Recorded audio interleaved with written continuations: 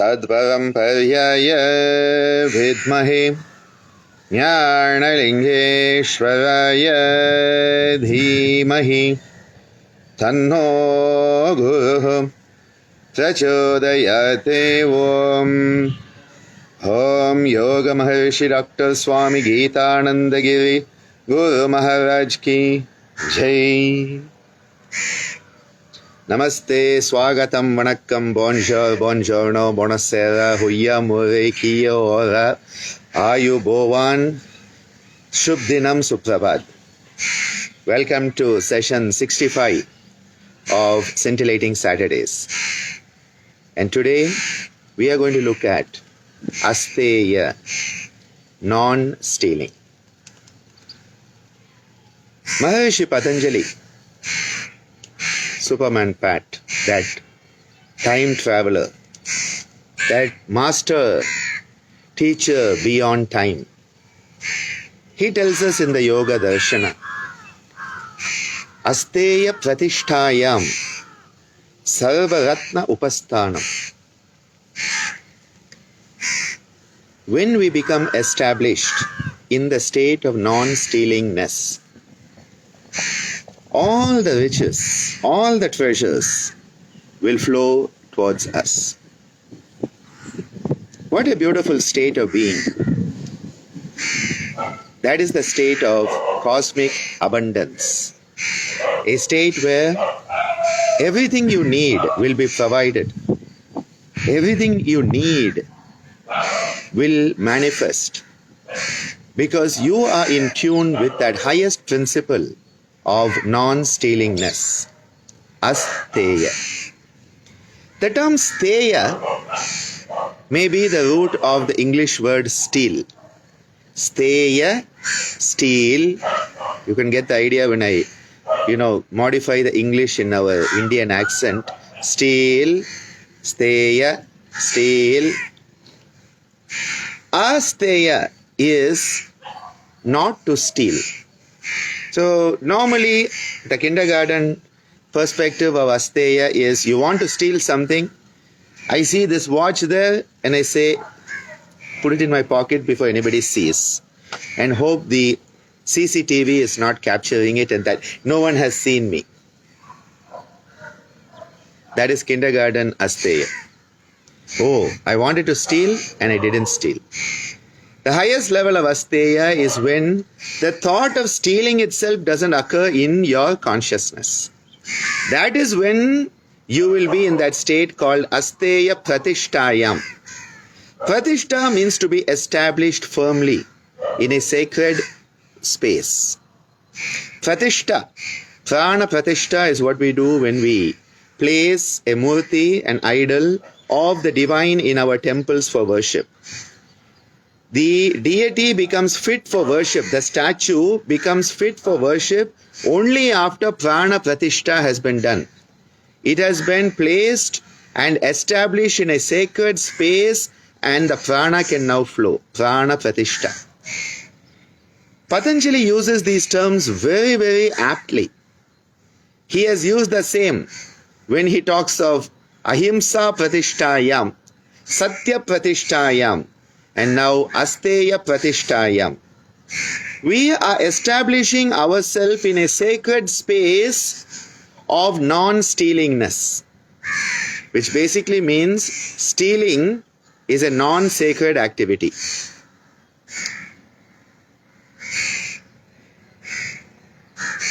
I wanted to look at this concept of stealing a bit because in the modern world, there's a lot of theft.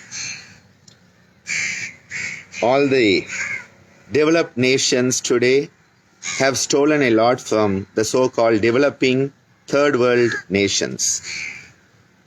The so-called third world developing nations were the richest, be it Africa, be it South America, be it India. And what happened is all these so-called civilized nations decided that it was their right, privilege. We talk about privilege these days. It is my privilege to set sail My privilege to set sail and go and plant my flag on somebody else's land and say, I claim this in the name of my queen, king or clown.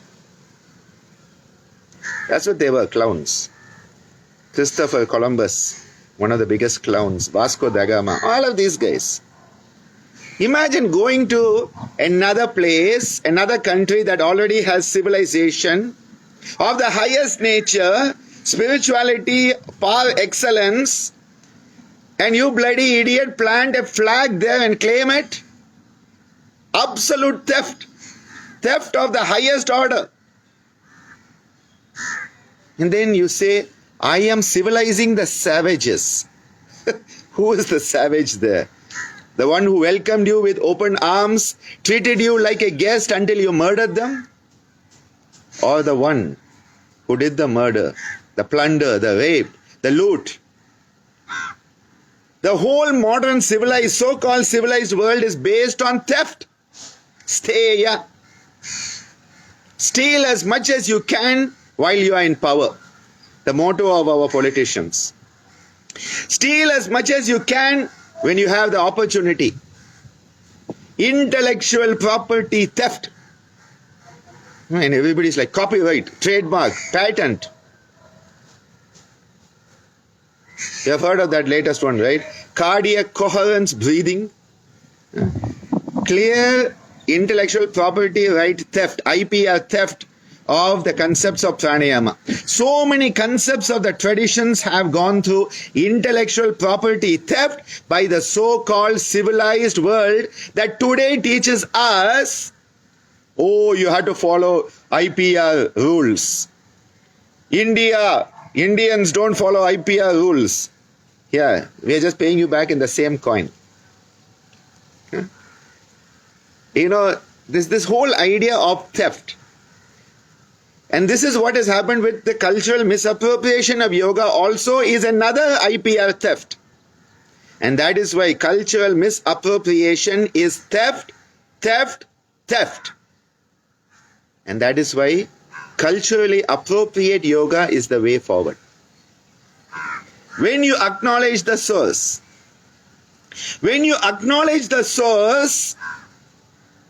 it is not theft anymore. When you respect the source, it is not theft anymore. When you give back to the source, it is not theft anymore. And this is why when Maharishi Patanjali talks about Asteya, he says, Asteya pratishtayam sarvaratna upasthanam. Sarvaratna upasthanam. Why is this happening? What is the logic behind it? Well, as long as you are involved in theft, what you are doing is you are trying to cleave away the original source. So somebody's money you are stealing so that it is not theirs anymore.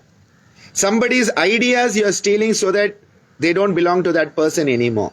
Somebody's good name you are stealing so that they don't have the good name anymore. Somebody's reputation you are stealing so that they don't have it anymore. Whatever you are stealing is taking away from the source, and you are trying to hide the source of whatever it be. It may be things, it may be ideas, it may be reputation, it may be knowledge, it may be culture. It doesn't matter what it is. When you take something without acknowledging the source,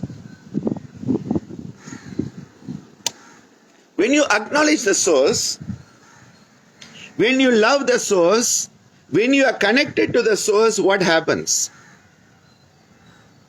It will flow spontaneously.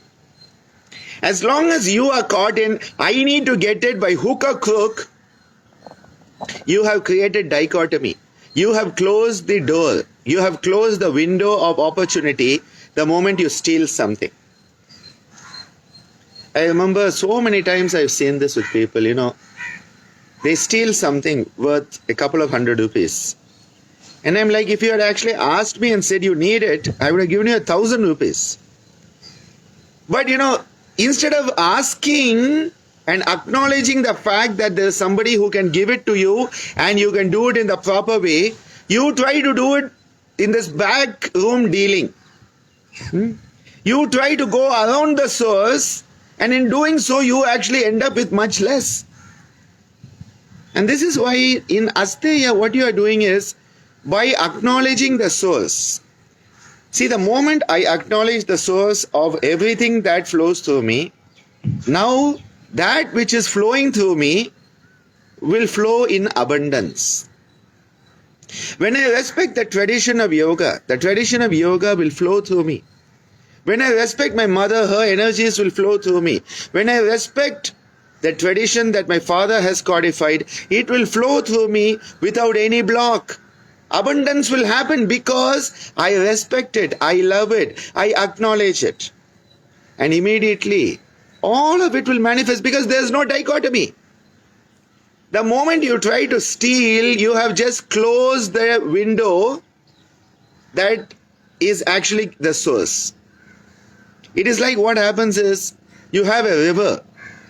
You have a river, you acknowledge that river, you go into it, you drink the water, you have a bath, you wash your clothes, you bathe your cattle, you use the water to irrigate your crops.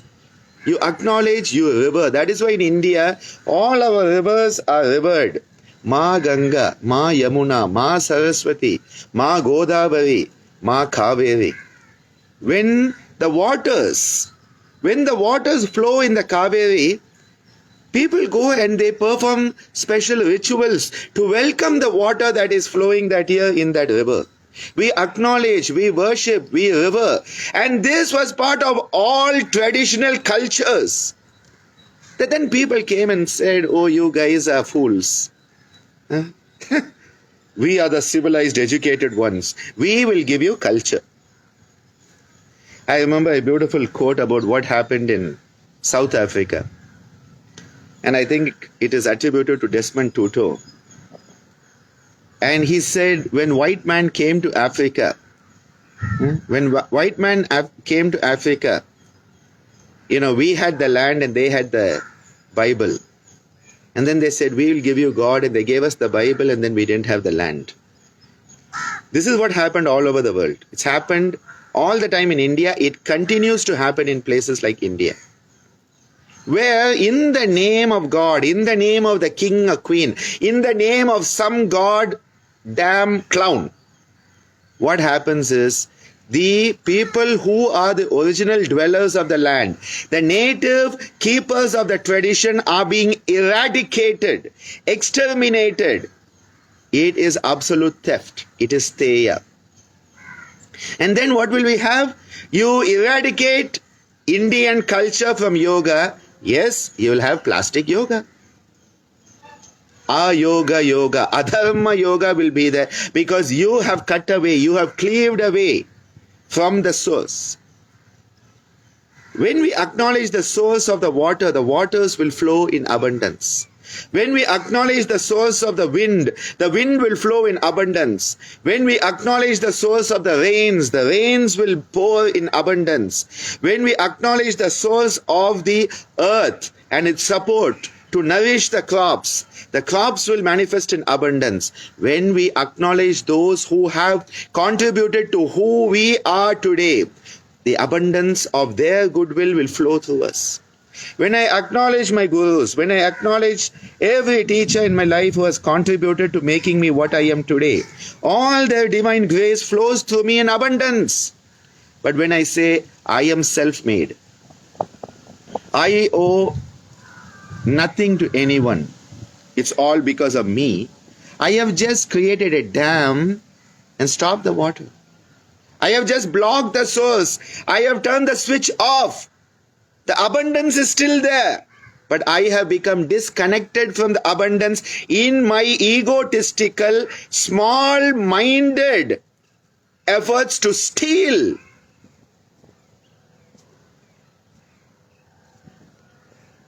This intellectual property, copyright, and such a funny issue, because I have often found articles on the web that are fully my articles with somebody else's name. And I just don't understand why people cannot write their own articles, okay? If you just write your own article, there's no issue. Why do you need to take my article and put your name on it? It's weird. And the funny part is they don't even edit it properly. So there are parts in their article saying, my father Swami Geetananda. I write to them, I say, I don't care you use my article, but at least don't, give my father a bad name. By saying that, you are also his son or daughter or something. It is such a theft going on. And then plagiarism. Oh my God, don't tell me about that. Ever since the internet hit our life. Oh my God, copy, paste. Control C, Control V. And don't credit the source. Absolute theft.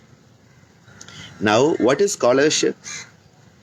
Scholarship is the capacity to quote from different sources, acknowledging them with respect, gratitude, and reverence, and that makes you a good scholar, a good academician.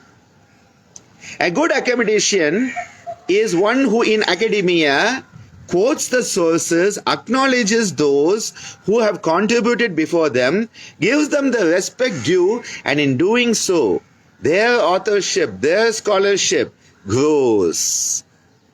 This is how we grow, by acknowledging the source. When we constantly acknowledge the source, when we recognize the source, when we share the original source of our teachings, this is why culturally appropriate yoga keeps on reminding us that we have a tradition. We have a tradition that has been codified by those who have come before us, and in sharing their knowledge, we are acknowledging them, their teachers, and the primordial source. Purveshamapi Guruhu Kalena Navacchedat, the Ishvara, the Purusha itself. And in doing so, you become a pure conduit. You have become a pure conduit for abundance to manifest. When you start understanding this quantitatively and qualitatively, qualitative abundance will also come into your life, and quantitative too. When you start to understand who are the people who are enabling you today to have 3 square meals, who are the people who are enabling you to pay your rent, who is it that lies behind the source of what you have today, and then when you share it, don't block it. Don't block it. Share it, and don't claim that you are the one sharing. I am giving you. The moment you do that, you have just blocked the source. You have created a dam. You have turned off the switch. When you say, I am in a position today to share with you because of those who have shared with me. Those who have shared with me enable me to share with you, and hence those who shared, me as the present sharer and you as the receiver who then pay it forward. You become the sharer. You become part of the tradition of sharing. You become the traditional sharer. And in doing so, be it material or non-material, abundance will start to be there. Because the river is now flowing. The river at Haridwar, Ma Ganga at Haridwar, or Ma Ganga at Rishikesh, or Ma Ganga at Gomukh, or Ma Ganga at Gangotri, or Ma Ganga at Kashi, they are all so similar. They are the same. But what happens is at each point, the water is flowing because there is no block. What is it that blocks? The block is when I say, I want it all for myself. When I say I want it all for myself, I start to steal from others. I start to take things away that belong to others, thinking, oh my God, if it belongs to you, it doesn't belong to me. Again, dichotomy. Dichotomy, duality, Dvaitam is the root source of this also. If you have abundance, I cannot have it, so I have to steal your abundance by hook or crook. when I realize that when we connect in that oneness and we transcend the duality, abundance will flow abundantly, naturally, in its universal truth. Ritham and Satyam will be there. You know, the funny part of all this is what they did is that they brought in this concept of copyright trademark. And it's supposed to protect. But what it starts to do, it again tries to block. Tries to block again. Recently, one of the articles we published, it was published in ICYER. Now, premier publishing house, everybody's happy. You know, the problem is, as an author of that article, I put a copy on ResearchGate. I put a copy on Academia. So that we can share the research with those who are searching for it to enhance the growth. And as an author, someone who has contributed to creating that paper, definitely I feel that I have the right to keep it in my file and share it with those who I feel deem fit. But ResearchGate got a copyright strike from ICYER. And ICYER, what do? They tell ResearchGate there are 200,000 papers, not just mine, and take them all down because they belong to us. The publishing company owns the right. This is in the name of protecting copyright. Who is getting protected? Big business. The publishing house scam. And we cannot even share. You want to share, and the paper gets taken off ResearchGate because they want to get that $40 that somebody has to pay to read my paper. And I get nothing of it. Okay? Theft. But legally, copyright. See, this is where Asteya has now gone into a new form, where the people who are the thieves have become the people who are right. And the people who have actually created it, who have brought it forth, they now become the culprits. If I share it, I become the culprit of copyright infringement on what? For God's sake, my bloody paper. What a world we live in. Asteya has got twisted into manifesting as Asteya.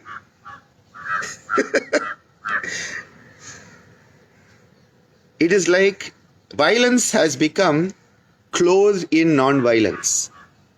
Truth has become untruth has become clothed in truth. Kali Yuga for sure, no doubt about it. 5,200 years into Kali Yuga, no doubt about it. This is pure Asteya. And in doing that, what are they doing? They are blocking the flow. And it's going to bite them. It will bite them because the abundance of riches will not come. Your $40 per paper will not come because we authors will still share privately with those who are searching for it. Go on ResearchGate, go on Academia and ask the author, and I will tell you 100% of the times I have asked the authors for the papers, I have got an author copy. And sometimes the authors don't get the final copy.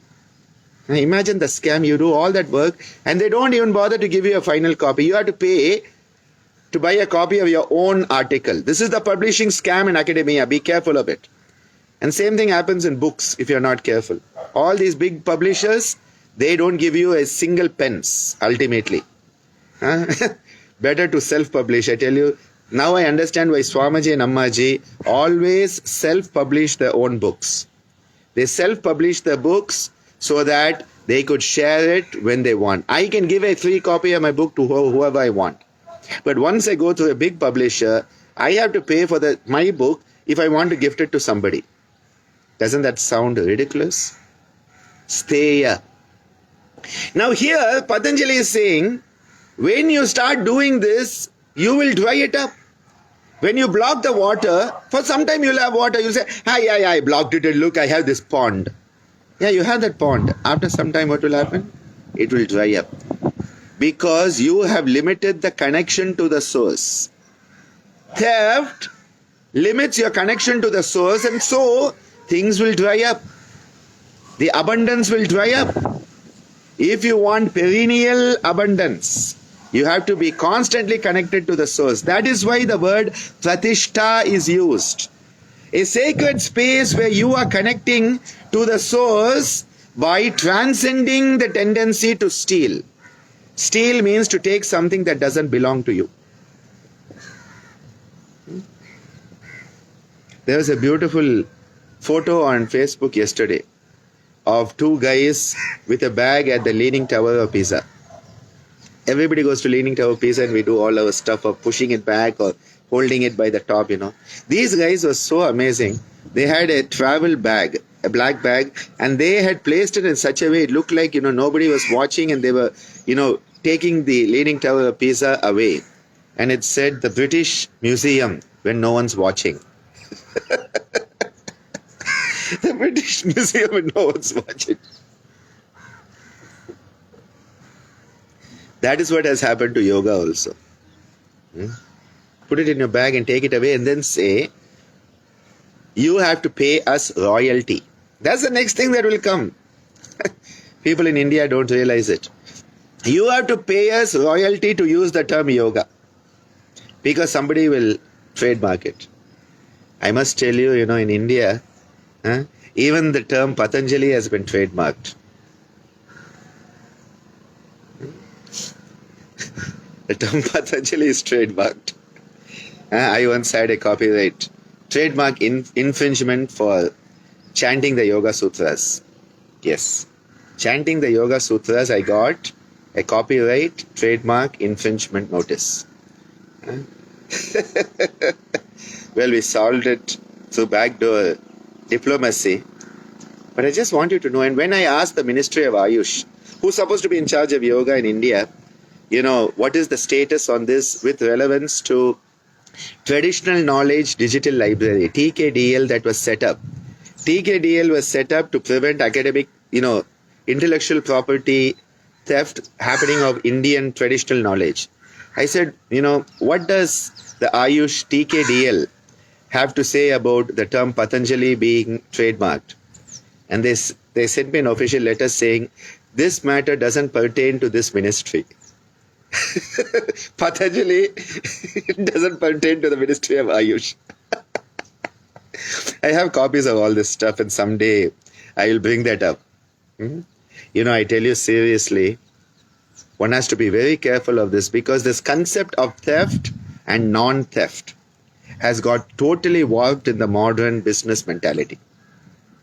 And this is why we have to go back to the traditional attitude, which is a cultural attitude which is based on respect. If you respect something, you will not steal. See, my gurus, be it Swamiji, Ammaji, be it my Bhavanani guru, Adiyar K. Lakshman sir, be it my Mridangam guru, Thiruvar Krishnamurti sir, be it my Sangeeta guru, Puduvai Kalaimamani Manikannan sir, and Kalaimamani Sri Rangam Ranganathan sir, or be it any of my professors in academia. Whenever I talk about the concepts they have taught me, I acknowledge them with love, with gratitude. Because when you have respect, love, and gratitude, you are keeping the connection to the source going at all times. This is why ingratitude is part of Asteya. Where does stealing come from? It comes from a state of ingratitude. And that is why Guru Droha, ingratitude to the Guru and the tradition, is the worst sin in Indian culture. Treachery is considered the worst sin. Because you have bitten the hand that has fed you. You have bitten the person who has helped you. Someone who has tried to bring you up, you have repaid their kindness with deviousness. It is all part of that Asteya. And this is why we need to again and again understand the gratitude we owe to the rishis, our ancestors, the Pitru, the Gurus, the Devas, the human beings who have come before us, the Bhutas, the elements that enable us to grow. Because the more we acknowledge it, this is why the Vedic literature, the oldest literature of humanity, acknowledges with respect, reverence, love and gratitude all of these.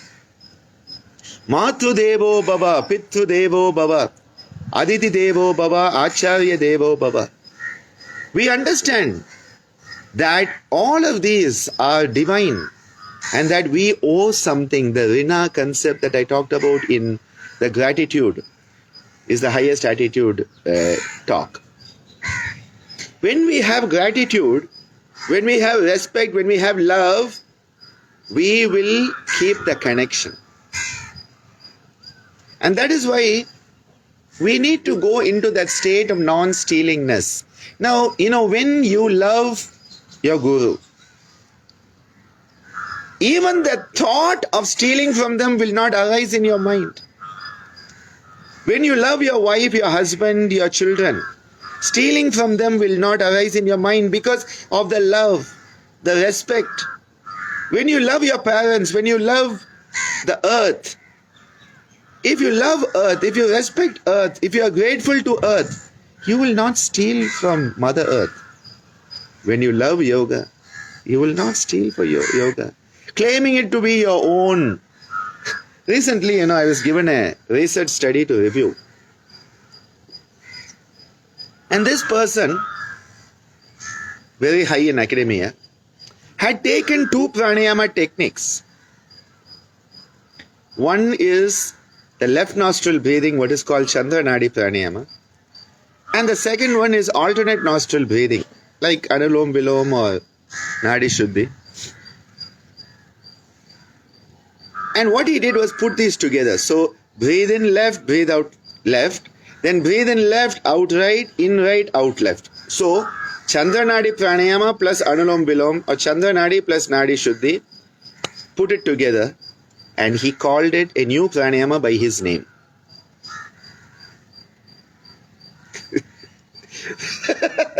The height of arrogance, the height of ignorance, arrogant ignorance that me, have created a new pranayama and given it my name. Absolute Asteya. How will abundance come to such people?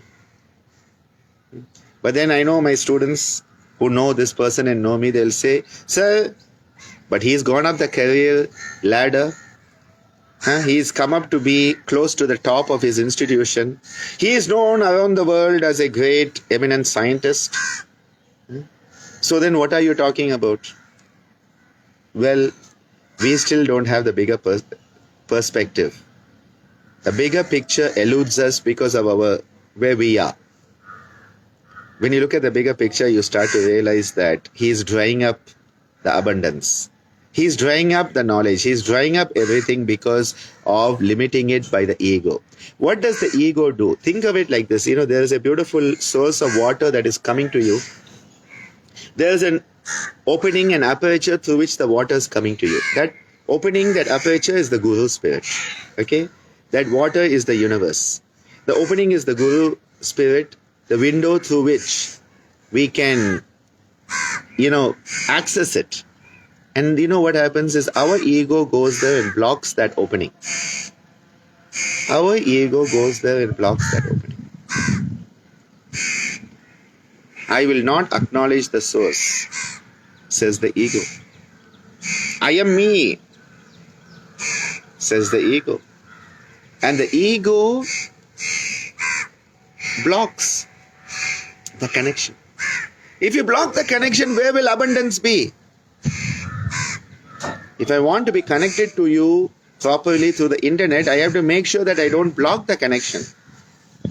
If my ego goes and blocks it by switching it off, And then I say, I'm disconnected, there's no internet, oh, poor me. I am all alone. Nobody likes me. The gods don't like me. I am the poor victim of the circumstances. Oh my God. Can we take the responsibility to unblock? Unblocking is the secret to abundance. Unblock so that you are connected to the source.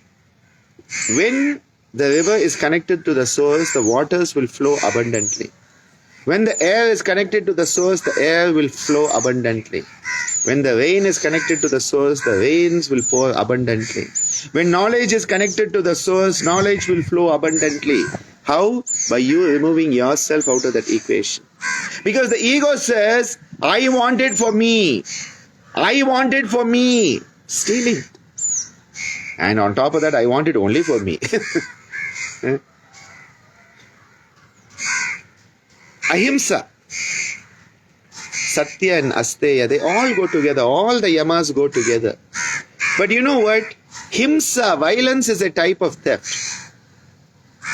Asatya is a type of theft. And that is why when we start to practice Asteya,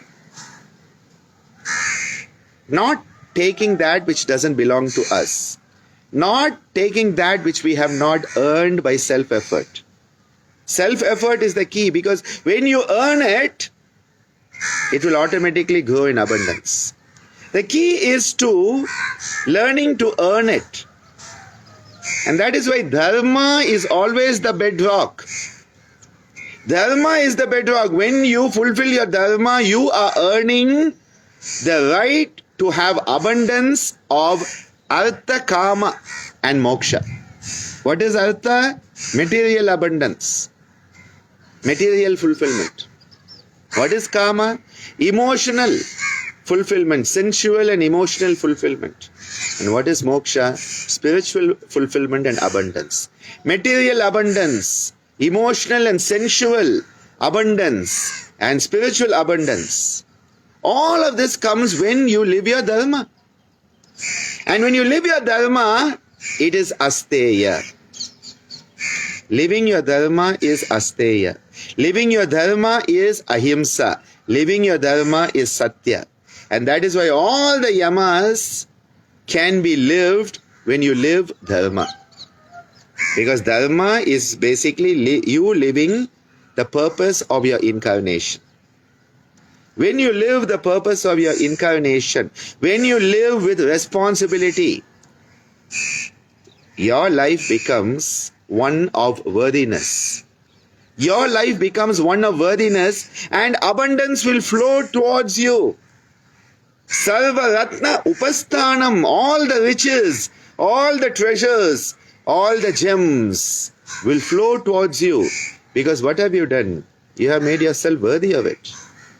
Because you are not stealing anymore. You are not trying to block the source anymore. And the source is perennially supporting you. Be it wisdom, be it money, be it relationship. And this is why it's again linked to giving. Because when you give, what happens? You have unblocked. When you share, you are unblocking. When you support others, you are unblocking. When you cheer on those who are doing good, you are unblocking. And when you unblock, how have you unblocked? By preventing stagnation. When you don't share, stagnation occurs, and stagnation will back things up and you will block. Like your plumbing system getting backed up. Let flow, and then the flow will come through you. The more you give, the more will come. The more you share, the more will come, because you have unblocked. And so the river can flow. The rains can flow. The sun can flow. The waters can flow. Shanno mitra shan varunah shanno bhavatvaryama shanna indro brihaspatihi shanno vishnu rukramaha namo brahmane namaste vayu Tvameva pratyaksham brahmasi. Tvameva pratyaksham brahma vadishyami Hritam vadishyami Satyam vadishyami Tanman mavatu Tat bhaktaram avatu Avatu mam Avatu bhaktaram Om Shanti Shanti Shanti Om. When you respect all of these givers, when you respect the source, Guru Brahma, Guru Vishnu, Guru Devo Maheshwara, Guru Sakshat Parabrahmam, Tasmai Shri Gurave Namaha. Na Guru Adhikam Tattvam, Na Guru Adhikam Tapaha, Tattvajnanat Param Nasti, Tasmai Shri Gurave Namaha. Tvameva Mata Cha, Pita Tvameva, Tvameva Bandhuscha, Saka Tvameva, Tvameva Vidya, Dravinam Tvameva, Tvameva Sarvam, Mama Deva Deva, Tvameva Sarvam, Mama Deva Deva, Tvameva Sarvam, Mama Deva Deva. When you can understand your connectivity, when you can grow out of this need to steal when nobody is watching. There was a beautiful story, and the Guru wanted to teach Asteya to the students. So the Guru said, I'm going to give you all a mango. India mangoes, yeah, they go together. He said, I want you to take this mango and hide it away so nobody can see it. Because what is stealing? You take it and you hide it so nobody else can have it or see it, right? So all the Shishyas, the students in the Gurukul, took their respective mangoes and ran into different corners. One went and hid it dug a hole and hid it. One climbed the top of a tree and hid it. One went behind the Guru's hut and hid it. One went under the Guru's seat and hid it. One went in the bathroom and hid it. One went under the stack of hay and hid it. One went into the forest and hid it under one of the trees. One hid it in the hole that the squirrel had made. So the squirrel ate it. You steal it and the squirrel steals it from you. That's another one. You steal something, somebody is there to steal from you, okay? So then don't complain, okay? All of them come back to the Guru and they say, Guruji, we have successfully hidden things away so that nobody can see it and find it. And one student was standing there. The Guru said, what's happened to you? And he said, I still have my mango. The Guru said, why? He said, I went all around the Gurukula, I went into the forest, I went up the hill, I climbed the tree, I went near the river, and I couldn't hide it any place because I realized God is watching me wherever I am. God is watching me wherever I am because God is omnipresent, present every place. Under the tree, behind the bathroom, under the Guru's seat, under the haystack, God is present. And wherever I try to hide it, God knows it because God is omniscient. So God knows what I'm doing. God knows where I'm hiding it. God is everywhere. When God is everywhere and knows it all, how can I hide anything from God? And the Guru congratulated him. He said, you have learned the lesson of Asteya. When you realize you cannot hide anything from the universe. You cannot steal anything because the universe knows. We are all on such good behavior when the CCTV cameras are there, right?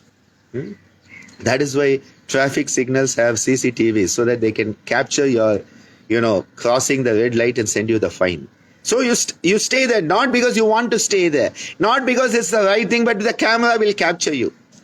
Why are we good when somebody is taking a video of us? We are good because, somebody is watching me. Well, when you realize the universe is always watching you, the divine is always watching you, because the divine is in you. So wherever you are, the divine is there. Wherever you are, the universe is there. And as ICYER put it, the universe knows. And so then how can you steal anything? Because stealing is to go against the conscience. How can you go against your conscience when the conscience is divinity itself, the universe itself? And that is why it is so important to realize all attempts at Asteya are bound to fail. All attempts at Asteya will block the source and dry up the abundance. The more we acknowledge the source, the more we connect to the source, more we respect, love the source will continue in a perennial manner to supply abundance qualitatively, quantitatively in our life.